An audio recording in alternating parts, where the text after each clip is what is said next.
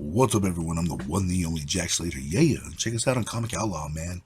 Hit the subscribe button, man, and check us out. And we're doing Fantastic Four, issue 46. Those that would destroy us, yes. We're finding out a little bit more about this group called the Inhumans, and the one that rules them, the one they call Black Bolt. And this mysterious seeker. And Black Bolt comes onto the scene. He just hits Ben Grimm with a haymaker and knocks him out. Not out, but down. And everyone's kind of tripping out at this point that how much strength this Inhuman King has. And Johnny Storm's kind of wondering what they're going to do to kind of calm this situation down. In the meantime, Black Bolt has a lot of agility. He has a lot of strength. And Ben Grimm even comments right here that he flips around like Daredevil. So he's trying to find a way to kind of countermand everything that Black Bolt's doing. But right now he's feeling really outclassed. As Johnny Storm's kind of knocked down and put out. And one of the servants of the Inhumans come out of nowhere, Trident, and tries to take advantage of the situation and grabs Reed Richards. And this creature has a weakness. He's an aquatic creature, and he can only stay above ground so long before he has to submerge himself. And they're afraid of something, and they have a sense of urgency about them, for they know something's coming for them, something that Reed Richards and Sue Storm has not figured out yet, something the Fantastic Four does not know. But Reed Richards recuperates, and Crystal runs around basically trying to do peace, but Karnak is having no part of that as he kind of hits Sue Storm. I like how his power kind of launches them out, sending them above and beyond. And like I said, Karnak's power is very interesting. Meanwhile, the Seeker is kind of in the Fantastic Four lair, and he discovers the Dragon Man. And this is where the Seeker actually mistakes this guy for an Inhuman, even though he's an android, because the Inhumans have many different shapes, many different forms. Like I said in the earlier issue, that guy that was a gate is actually an Inhuman. So, like I said, really odd. Anyways, they take in the Dragon Man, his ship appears, and he uses this rod to kind of do different things. I guess this is a control rod. It's one of his powers, I guess you could say. And they escape the Baxter building, and he basically just takes off with this creature. Meanwhile, Thing is having a slugfest with Black Bolt. There's no need to hold back at this point. And at this point, he's had enough fights with Hulk. He's had enough fights with Dr. Doom. Thing is actually more seasoned. He's more comfortable in his powers. And I want you to notice the change between 48 and issue 1. He knows how to fight. He knows the limits of his powers. He knows the extent of his powers.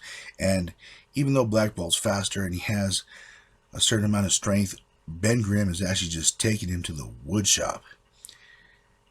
And even though Black Bolt uses Karnak's powers, he kind of cheats, gets that shot in on Ben Grimm, he runs out of energy. For he needs to collect energy in order to keep his strength up. And he's like a battery. Once he runs out, he runs out. Karnak quickly grabs his master, and they decide to leave. And I love this part right here.